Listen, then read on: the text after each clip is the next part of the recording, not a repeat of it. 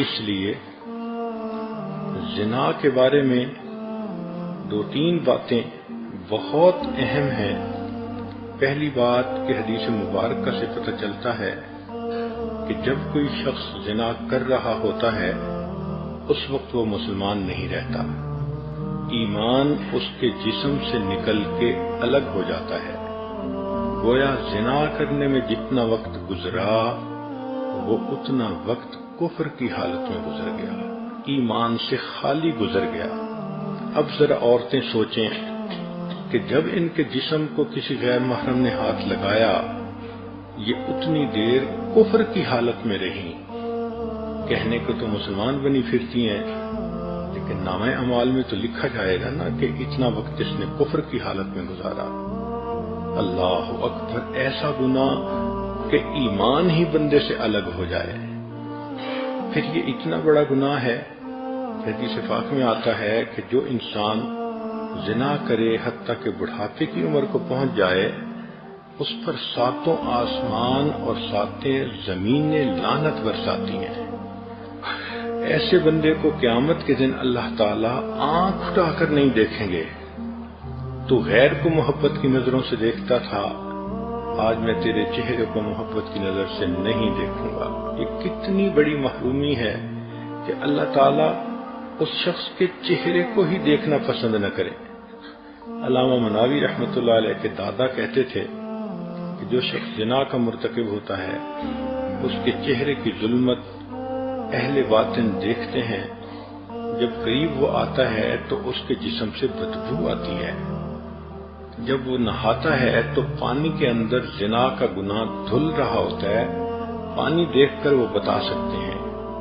امام اعظم حنیفہ رحمۃ اللہ علیہ کا واقعہ ہے، ایک نوجوان کو نہاتے دیکھ کر انہوں نے دیکھ لیا کہ یہ زنا کا مرتکب ہوا ہے۔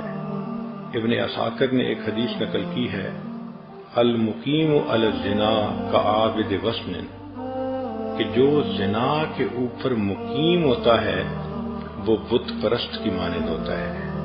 اس کا مطلب یہ کہ اگر کسی لڑکی نے کسی لڑکے کے ساتھ 2 سال افیئر رکھے تو اللہ کے ہاں یہ 2 سال بت پرست رہی۔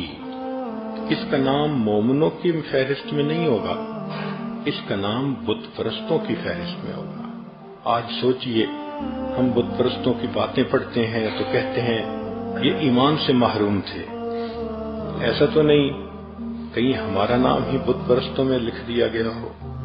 اس لیے عورتیں اس پوائنٹ کو خوب اچھی طرح سمجھیں کہ یہ زنا کا گناہ ایمان سے محروم کرتا ہے، زنا کا گناہ انسان کو اللہ کے دفتر میں بت پرستوں کی فہرست میں شامل کرتا ہے۔ یہ جو ہوتا ہے نا کسی کو محبت سے چاہنا، ہر وقت اس کا دھیان رہنا، تو میرا دین ایمان سجنا، تو اللہ تعالیٰ پھر بندے کا نام ایمانداروں کی فہرست سے نکال دیتے ہیں۔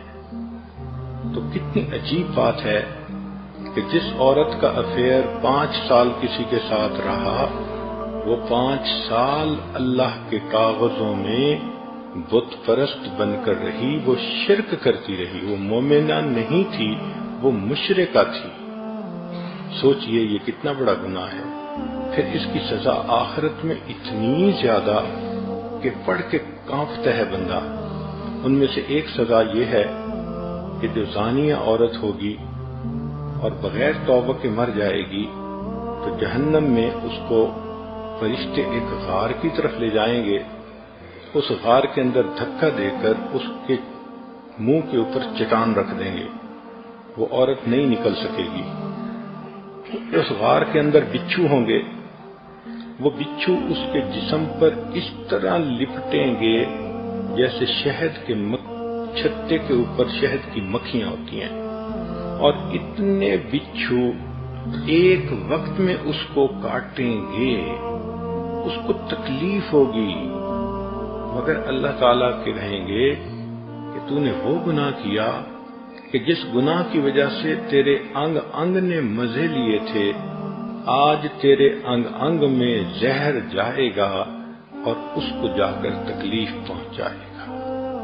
سوچئے اکیلا ہوگا، بچھو کاٹ رہے ہوں گے، آج تو کوئی مکھی کاٹ جائے شہد کی تو درد برداشت نہیں ہوتا، بچھو کاٹیں گے اور اتنے زیادہ بچھو ایک وقت میں کاٹیں گے، جسم کی کیا حالت ہوگی۔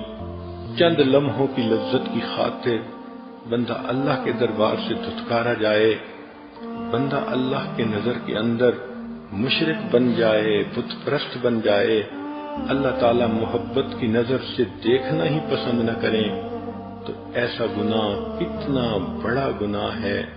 اور پھر اس کی ایک اور دنیا کے اندر جو نحوست ہوتی ہے کہ اس گناہ کی وجہ سے میاں بیوی کے دلوں میں فاصلے آ جاتے ہیں۔ اللہ تعالیٰ اس گناہ سے بچنے کی توفیق عطا فرمائے۔